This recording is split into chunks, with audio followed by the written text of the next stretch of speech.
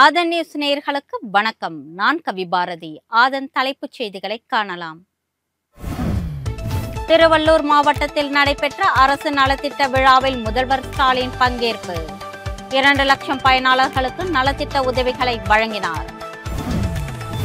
அதிமுகவின் நிலைப்பாடுகள் மற்றும் செயல்பாடுகள் குறித்து கட்சி தலைமையின் அனுமதி பெறாமல் பேட்டி அளிக்க கூடாது. கட்சி நிர்வாகிகளுக்கு எடப்பாடி பழனிசாமி உத்தரவு. ஸ்ரீரங்கம் அரங்கநாதர் சுவாமி கோவிலில் சித்திரை திருவிழா தொடக்கம். வரும் 26ஆம் தேதி தேரோட்டம் நடைபெறும். புனித வெள்ளி தினத்தை ஒட்டி பிரதமர் மோடி வாழ்த்து. அமைதி மற்றும் ஒற்றுமை உணர்வு மேலோங்கட்டும் என சமூக வலைதளத்தில் பதிவு. விண்வெளித்துறையில் இந்தியா தொடர்ந்து பல சாதனைகளை புரிந்து வருகிறது. இஸ்ரோ தலைவர் நாராயணன் பெருமிதம். இனி தொடர்வது விரிவான செய்திகள். புனித வெள்ளியை முன்னிட்டு இயேசு கிறிஸ்துவின் துணிவையும் தியாகங்களையும் பிரதமர் மோடி நினைவு கூர்ந்துள்ளார். இயேசு கிறிஸ்து சிலுவையில் அறையப்பட்டு உயிர்நீத்த நாளை புனித வெள்ளியாக நாடு முழுவதும் உள்ள தேவாலயங்களில் கிறிஸ்தவ மக்கள் இன்று கடைபிடித்து வருகின்றனர். இது குறித்து அவர் வெளியிட்டுள்ள எக்ஸ் தள பதிவில், இந்த நாள் கருணை, இரக்கம் மற்றும் எப்பொழுதும் பரந்த மனதுடன் இரக்க மக்களை ஊக்குவிக்கிறது என குறிப்பிட்டுள்ளார். அமைதி மற்றும் ஒற்றுமை உணர்வு எப்பொழுதும் மேலோங்கட்டும் என்றும் பிரதமர் மோடி பதிவிட்டுள்ளார். திருவள்ளூர் மாவட்டம் பொன்னேரியில் இன்று நடைபெற்ற அரசு விழாவில் முதலமைச்சர் ஸ்டாலின் கலந்து கொண்டு சுமார் 2 லட்சம் பயனாளர்களுக்கு நலத்திட்ட உதவிகளை வழங்கினார். இந்த நிகழ்ச்சியில் கலந்து கொள்வதற்காக பொன்னேரி வந்த முதல்வர் சாலையின் இரு மடங்கிலும் திரண்டிருந்த பொதுமக்களுடன் கைகுலுக்கி தனது மகிழ்ச்சியை வெளிப்படுத்தினார். பின்னர் நடைபெற்ற விழாவில் 418 கோடியே 15 லட்சம் ரூபாய் செலவில் முடிவுற்ற பணிகளை தொடங்கி வைத்தார். 390 கோடியே 74 லட்சம் ரூபாய் மதிப்பீட்டில் 7369 புதிய திட்டங்களுக்கு அவர் அடிக்கல் நாட்டினார். சுமார் 2 லட்சம் பயனாளர்களுக்கு 357 கோடியே 43 லட்சம் ரூபாய் மதிப்பீட்டில் நலத்திட்ட உதவிகளையும் முதல்வர் ஸ்டாலின் வழங்கினார். இது மட்டுமின்றி பல்லாயிரக்கணக்கானோருக்கு வீட்டுமனை பட்டாக்களையும் முதல்வர் வழங்கினார். அதிமுகவின் நிலைப்பாடுகள் மற்றும் அதன் செயல்பாடுகள் குறித்து கட்சி தலைமையின் அனுமதி பெறாமல் தொலைக்காட்சி மற்றும் பத்திரிகைகளில் கட்சி நிர்வாகிகள் பேட்டியளிக்க கூடாது என பொதுச் செயலாளர் எடப்பாடி பழனிசாமி கேட்டுக்கொண்டுள்ளார். இது தொடர்பாக அவரது ஒப்புதலோடு அதிமுக தலைமை கழகம் வெளியிட்டுள்ள அறிக்கையில், ஒரு கட்டுக்கோப்பான இயக்கமாக செயல்பட்டு வரும் அதிமுகவின் முக்கிய முடிவுகள் மற்றும் நிலைப்பாடுகள் குறித்த தகவல்களை கட்சி தலைமை உரிய நேரத்தில் உரிய முறையில் அவ்வப்போது தெரிவிக்கும் என குறிப்பிடப்பட்டுள்ளது. எனவே தலைமை கழக நிர்வாகிகள் மற்றும் பல்வேறு நிலைகளில் பணியாற்றி வரும் அதிமுகவினர் கட்சி நிலைப்பாடு மற்றும் செயல்பாடுகள் தொடர்பான உரிய அனுமதி பெறாமல் சமூக ஊடகங்களிலும் தொலைக்காட்சி மற்றும் பத்திரிகைகளிலும் பேட்டி அளிக்க வேண்டாம் என தெரிவிக்கப்பட்டுள்ளது. உச்சநீதிமன்ற நீதிபதிகள் குறித்து குடியரசு துணைத் தலைவர் விமர்சனம் செய்திருக்கும் நிலையில் இந்தியாவின் சட்டத்தின் ஆட்சிதான் நடைபெறுகிறது என திமுக அதற்கு பதிலளித்துள்ளது. மசோதாக்கள் நிறுத்தி வைக்கப்பட்டது தொடர்பான வழக்கில் அண்மையில் தீர்ப்பளித்த உச்சநீதிமன்றம் தமிழக ஆளுநரை விமர்சித்ததோடு மசோதா விவகாரத்தில் குடியரசுத் தலைவருக்கும் காலக்கெடு விதித்தது. இதனை குடியரசு துணைத் தலைவர் ஜெகதீப் தன்கார் கடுமையாக விமர்சித்து பேசிய நிலையில், இதற்கு பதிலளித்திருக்கும் திமுக நாடாளுமன்ற உறுப்பினர் திருச்சி சிவா, நீதி, நிர்வாகம், சட்டம் ஆகிய மூன்றும் தனித்து இயங்குகின்ற பொழுதிலும் அரசியலமைப்புதான் அனைத்திற்கும் மேலானது என்பதை மறந்துவிடக் கூடாது என கூறியுள்ளார். இந்தியாவில் சட்டத்தின் ஆட்சிதான் நடக்கிறது என்பதை அனைவரும் அறிந்திருக்க வேண்டும் என்றும் திருச்சி சிவா வலியுறுத்தியுள்ளார். தமிழகத்தில் பாஜகவுடன் அதிமுக மீண்டும் கூட்டணி அமைத்திருக்கும் பொழுதிலும் புதுச்சேரி அதிமுகவினர் இதனால் தங்களுக்கு எந்த பலனும் இல்லை என அதிருப்தியுடன் இருப்பதாக கூறப்படுகிறது.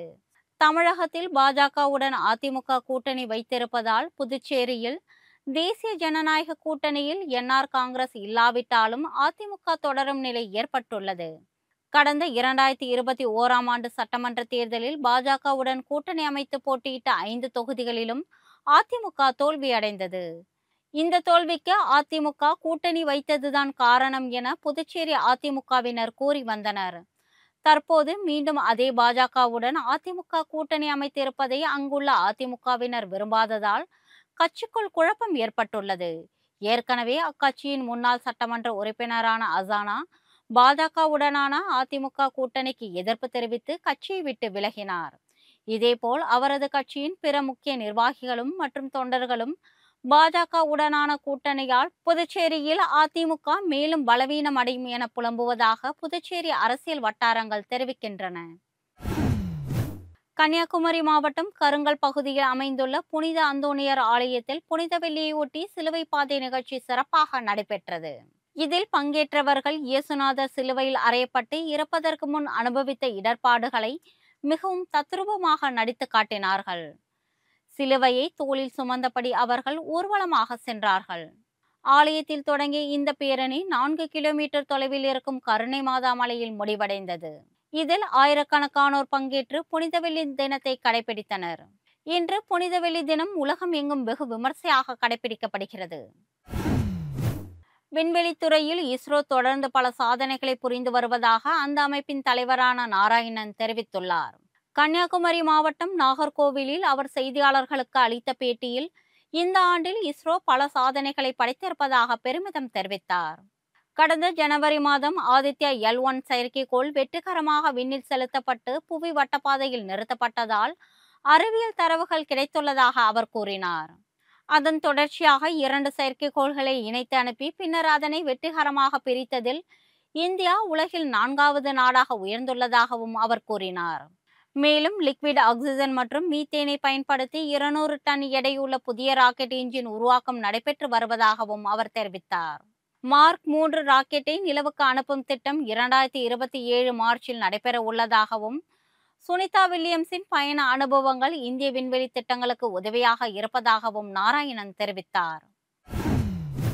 ஈரோட்டில் பிரபல தொழிலதிபர் வீட்டில் செல்லப்பிராணியாக வளர்க்கப்பட்ட ஒரு ஆப்பிரிக்கன் கிளி தொலைந்து போன நிலையில் 3 நாட்கள் கழித்து அவரை கண்டவுடன் மரத்திலிருந்து பறந்து வந்து அவரது தோளில் அமர்ந்து பாசத்தை வெளிப்படுத்திய காட்சி பார்ப்போரை பரவசத்தில் ஆழ்த்தியது.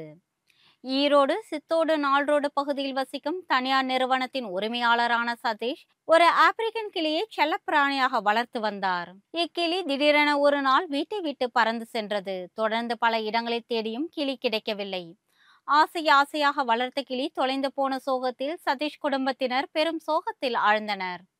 கிளியை பற்றி விவரம் தெரிவிப்பதற்காக 50,000க்கும் மேற்பட்ட துண்டு பிரசுரங்கள் ஈரோடு நகரில் விநியோகிக்கப்பட்டன. காணாமல் போன அந்த ஆப்பிரிக்கன் கிளி சதீஷ் வீட்டிலிருந்து 3 கிலோமீட்டர் தொலைவில் உள்ள ஒரு வேப்ப மரத்தடியில் கிளையில் அமர்ந்திருப்பது தெரிய வந்தது. இது பற்றிய தகவலின் பேரில் அங்கு சதீஷ் சென்றபொழுது அந்த கிளி தாவி வந்து அவரது தோளில் சாய்ந்தபடி தனது ரெக்கைகளை அடித்து கொண்டது.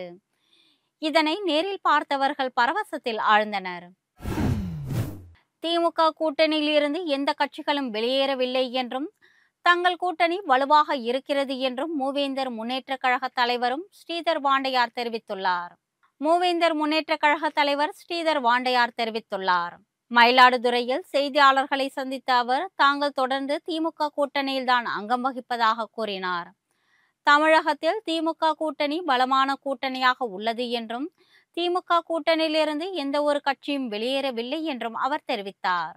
மேலும் அமைச்சர் பொன்முடி விவகாரம் குறித்து கருத்து தெரிவித்த அவர் பொன்முடி மன்னிப்பு கேட்டுவிட்டதால் அந்த பிரச்சனையை அத்துடன் விட்டுவிடுவதே சரி என்றார்.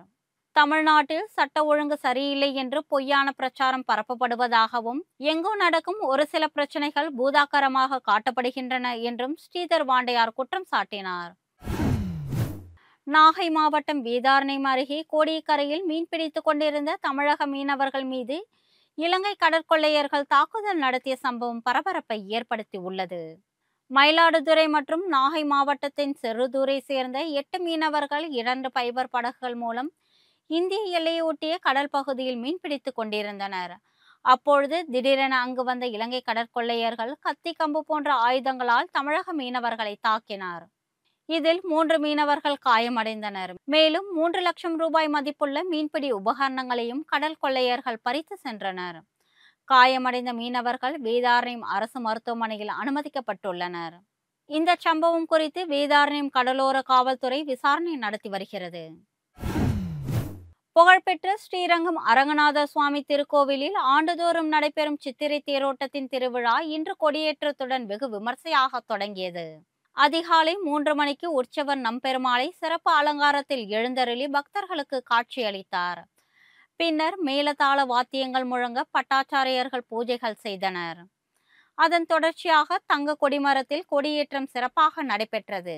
இந்த சித்திரை திருவிழாவில் தொடர்ந்து 11 நாட்கள் பல்வேறு வாகனங்களில் நம்பெருமாள் வீதி உலா நடைபெற உள்ளது. முக்கிய நிகழ்ச்சியான தேரோட்டம் வரும் 26ஆம் தேதி நடைபெறும். கொடியேற்ற விழாவில் பக்தர்கள் திரளாக பங்கேற்று சுவாமி தரிசனம் செய்தனர். சென்னையில் 22 கேரட் ஆபரண தங்கம் கிராமுக்கு 9,000 ரூபாயை நெருங்கியிருக்கிறது. இந்த வாரம் தொடங்கியது முதலே தங்கம் விலை தொடர்ந்து ஏறுமுகத்தில் இருந்து வருகிறது. முதல் முறையாக 70,000 ரூபாயை தொட்ட தங்கம் விலை நேற்று 71,000 ரூபாயை தாண்டியது. இன்று காலை 1 கிராமுக்கு 25 ரூபாய் அதிகரித்து 8,945 ரூபாய்க்கு விற்பனையாகிறது. சவரனுக்கு 200 ரூபாய் அதிகரித்து 71,560 ரூபாய்க்கு விற்பனையாகிறது. 1 கிராம் தங்கம் விலை விரைவில் 9,000 ரூபாயை தாண்டும் என கணிக்கப்பட்டுள்ளது. பங்கு சந்தைகளின் விலை வீழ்ச்சியால் தங்கம் விலை இனி தொடர்ந்து அதிகரிக்கவே செய்யும் என வல்லுநர்கள் தெரிவித்துள்ளனர். இத்துடன் ஆதன் செய்திகள் நிறைவடைகின்றன. வணக்கம்.